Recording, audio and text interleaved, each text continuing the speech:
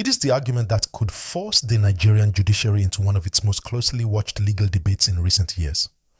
For months, the trial of Nnamdi Kanu has dominated the headlines, but this week everything shifted. IPOB has made a major claim. The group argues that the federal government, in its own effort to pursue a harsher sentencing outcome through a cross-appeal, may have inadvertently strengthened a key argument being advanced by Kanu's defense team. IPOB supporters are calling it a legal trap. And today we are looking at the court arguments at the center of this growing controversy. To understand why this development is attracting so much attention, we have to look at the recent proceedings at the Federal High Court in Abuja. Throughout the proceedings, Nnamdi Kanu and his legal team have continued to challenge the legal basis of certain aspects of the case. According to the defense, a fundamental constitutional issue remains unresolved.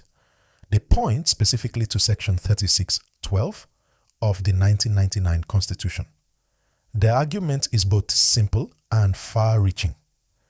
The defense maintains that a criminal conviction must be based on an extant written law, and argues that the legal foundation relied upon during the judgment delivered on November 20th, 2025, is a matter that deserves closer judicial examination. However, the federal government disagrees with that position and continues to defend the validity of the proceedings.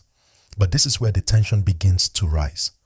The federal government recently filed a cross-appeal seeking a different outcome regarding sentencing. That move immediately triggered a response from IPOB. IPOB spokesperson Emma Powerful argued that the government's own appeal may have opened new legal questions regarding the trial court's decisions. In a strongly worded reaction, he stated that jurisdiction is not a buffet. According to IPOB, if the government is arguing that there were significant errors relating to sentencing, then broader questions could arise regarding other aspects of the proceedings. However, it is important to note that this remains the position of IPOB and not a determination by the courts. The central issue now being debated by supporters of Kanu is this. If questions are being raised about sentencing, could those arguments eventually influence discussions about other parts of the case? The federal government, on the other hand, continues to pursue its legal position through the courts, and that is why this matter is drawing so much attention. Because this is no longer only about Nnamdi Kanu, it has become a legal debate about constitutional interpretation, jurisdiction, and the limits of judicial authority.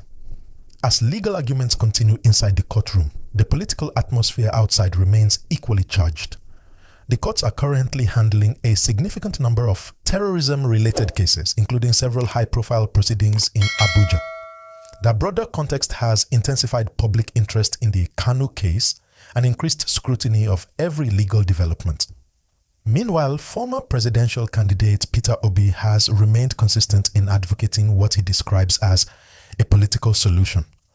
Obi has repeatedly argued that dialogue and political engagement should play a role in resolving long-standing grievances connected to the matter. Supporters view that position as a path toward national reconciliation. Critics argue that the courts should be allowed to conclude the legal process without political intervention. And now, the nation is watching. Will IPOB's argument gain traction in court? Will the government's cross-appeal strengthen its case or create new legal questions? Or will the judiciary ultimately reaffirm its existing position? For now, those answers remain unknown. What is certain is that the legal battle surrounding Nnamdi Kanu has entered another critical phase.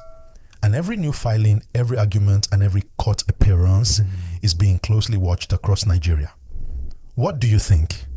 Could a political solution still play a role in resolving this issue? Or should the matter remain entirely in the hands of the courts? Share your thoughts in the comments below. And if you want the latest updates on this developing legal and political story, don't forget to like, subscribe, and turn on notifications.